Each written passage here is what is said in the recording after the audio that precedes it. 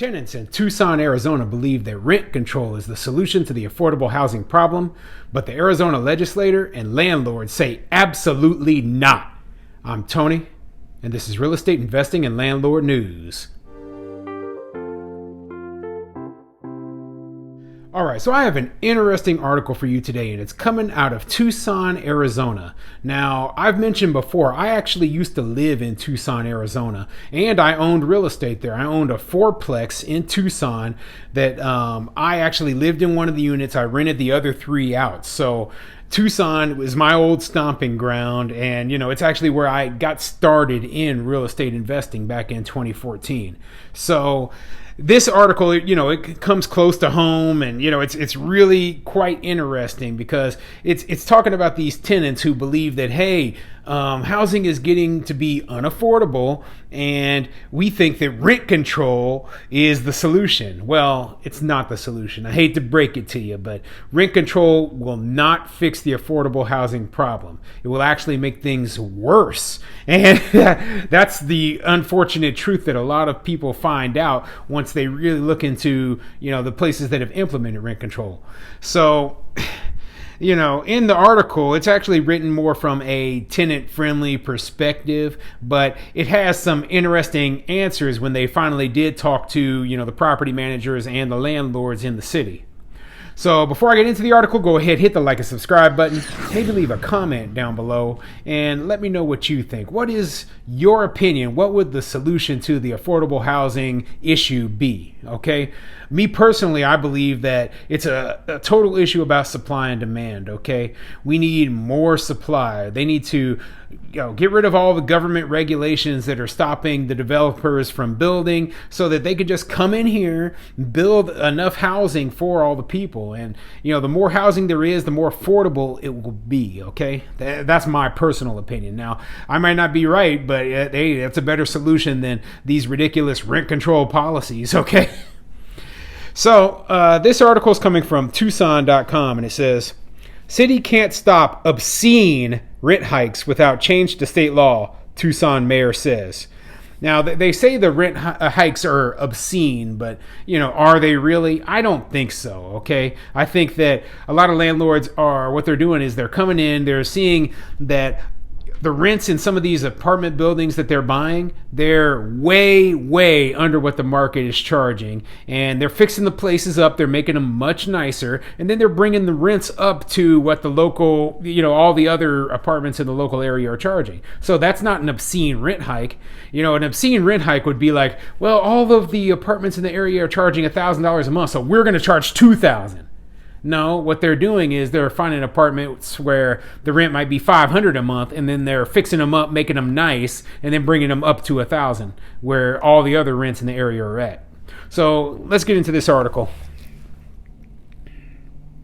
In a city where tenants make up nearly half the population, Tucsonans are reacting with fear and anger to news of huge rent hikes at a senior citizens apartment complex. But city leaders are helpless to stop, quote, abusive price gouging under a state law that prevents local governments from setting limits on how much landlords can charge, Mayor Regina Romero said. The mayor said she has been getting an earful from city residents since the Arizona Daily Star reported on a San Diego apartment flipper who has raised rents by 50% or more at several Tucson apartment complexes, including the former seniors complex at 1511 North Craycroft Road, where some tenants say they are being forced out because they cannot afford to stay. The new owner has not responded to numerous requests by the Star for comment. So, yeah, the mayor there, obviously, if half the population of the city is renters, the mayor there is going, oh, yeah, in order to get my votes, I'm going to try to help these renters out. But fortunately, in Arizona is an extremely landlord-friendly place, okay? And they're very strong into property rights there. That was one of the reasons I enjoyed investing there. Plus, they have pretty low property taxes on top of that. So, it was great being an investor in Arizona. I made a fortune when I sold my two properties there. So, but like I was saying, Arizona is a pretty landlord friendly place. So the state legislature actually passed laws that say, hey, no rent control here in this whole state. Okay, local jurisdictions cannot put rent control into place. Now this mayor is sitting here and like, oh, well, there's nothing I can do. Well, good, because I don't want to be under the control of, a far left-leaning politician trying to get votes on an issue such as rent control, which we all know doesn't work. Okay, so, it's a good thing that their legislator took action and put that policy into place. Some of the calls to City Hall are from seniors renting elsewhere in Tucson who worry they might be next, Romero said. We need the state to create policies that protect vulnerable residents from obscene rate hikes, or they need to untie our hands so cities and towns can do something about it, Romero, a Democrat, said in an email interview. Municipal governments are closest to the problem and should be able to act on these issues without state interference. I disagree, okay? Now, the reason I say that is because the things that affect these large cities, they affect the state as a whole, okay? And the last thing, Arizona is known as being a very real estate friendly place, okay? Real estate is probably the biggest thing there in the state. And, they built tons of housing. It's very landlord friendly. It's very, pro property rights, etc. So the last thing they want is for some local jurisdiction to come in there and then undermine, the whole state. So, it doesn't make sense, to push developers away, to push investment away from the entire state because you believe that this is a wrong thing. Instead, you should be trying to remove policies and remove regulations from developers so they can build more, so that they want to invest more into your state. Now, Arizona has become super popular lately because it is a much lower cost alternative to the state of California. That's one thing I noticed even when I was there, and I've been gone for 7 years now. But when I was there were a ton of Californians moving in because it is way cheaper than the majority of California, okay? So, yeah, people loved it there, and I mean, it makes sense that it's so popular. But if you take away the ability for investors to make money, if you take away the ability for developers to build, well, it's only going to make problems worse. And that's what this mayor doesn't seem to realize. Now, yeah, it sucks in the short term that housing is becoming less affordable, okay? I mean, when I lived there when I first moved there back in 2011, there were studio apartments there that you could rent for like $300 a month. That's how cheap things were. But keep in mind, this was immediately after the recession, okay? So everything was marked down. Everything was super cheap back then. They should have realized that there was going to become a point in time when the prices of housing were going to return to normal, and it finally occurred, and it just took 10 years, okay? Republicans who control the state legislative agenda say rent control is not the answer. Absolutely not, Arizona House Majority Leader Representative Ben Toma said in an email interview. Toma, who owns Century 21 real estate brokerage, said rent control would not fix the underlying problem, a pressing shortage of affordable housing, because the state's population has for years been growing faster than its housing supply. Yeah, the population of Arizona grows super quick, okay? I mean, it is one of the fastest growing places, especially if you're talking about the Phoenix area, but Tucson grows pretty fast too, okay? So it's almost the fastest in the entire country, as, the whole area is getting flooded in because of the good weather and because, it's way cheaper than living on the coast. And then you got people even from the Midwest who are trying to escape the snow and all that, okay? So yeah, Arizona is a great place to live. I love Arizona. I probably won't ever move back there, but it's not because I didn't like the place. It's just because I've gone on a different path in my life now. But yeah, I agree with this legislator here.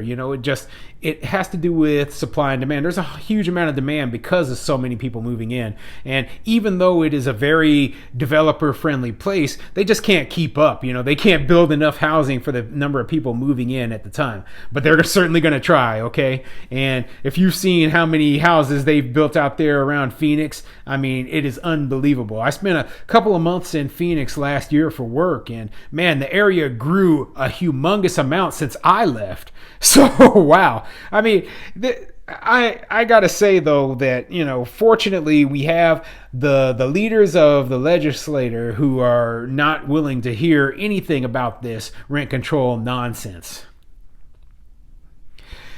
He blames local land use rules. City and towns have prioritized construction of single-family homes over apartment projects, which can be controversial because of neighborhood concerns about aesthetics and increased density, he said. As housing demand increases in Arizona, so should supply. Otherwise, the problem will simply continue to compound, Thomas said. He said there is bipartisan support for changes, and he expects several bills to be introduced this season to address housing affordability throughout the state. So now this article is going to go into exactly why these rent increases are occurring, and specifically for the people who mentioned in this article. Okay, it wasn't as though the landlords, they just came in there and they were just like, yeah, just give me that money, and I'm gonna bleed you dry and kick everyone out who we don't want in there. No. They go into the real reasons why these rents rose. Okay, so let me get into this next paragraph. But the talk of future fixes is of little comfort to Tucson tenants currently caught in the squeeze. Some are facing rent hikes much higher than 50%, public records and other documents show. Rents are rising by as much as 77% at the former Colonia de Tucson, a west side complex occupied by seniors and families, recently purchased by investors from LA and Chicago for $7.8 million with $300,000 down, land transfer records show. The previous owner, a Miami area investor, paid $4.9 million for it 18 months ago. A 2-bedroom, 1-bath unit that used to rent for $675 will rent for $1195 at the 84-unit complex at 1335 West St. Mary Road. The new landlords are offering short-term leases for $950 a month, a 40% increase, until the new higher rate kicks in later this year, tenant notification letters show.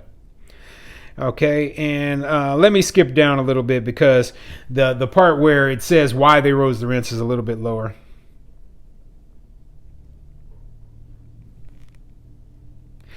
Ann Diaz, president of Arizona First Realty Management, said the complex where Gallego lives was run down and the new owners are in the process of making improvements.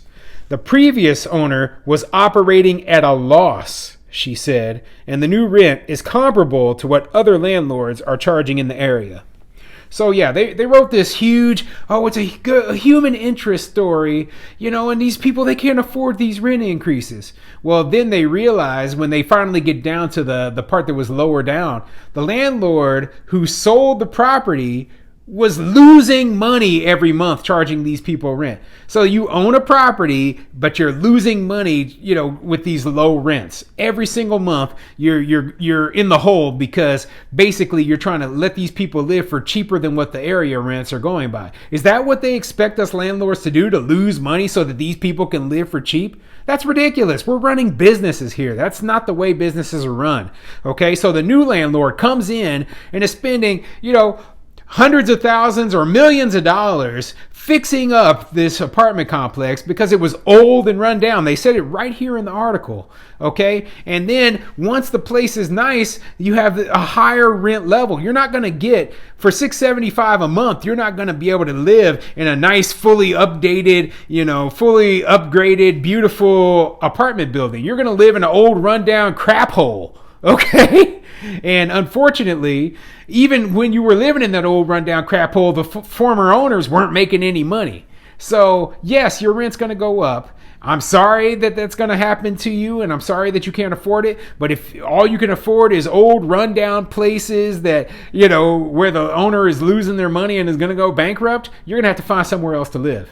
So yeah, interesting article. I'm not in support of rent control, obviously, but it does go to show you that, hey, landlords out there, all we're doing is we're running a business. We're trying to do things that are, to make us money. We're not purposefully trying to kick anybody out, but we do, when we buy a building, we do expect to make a profit off of it after we buy it. We're not going to operate at a loss just so you can live for a little bit cheaper.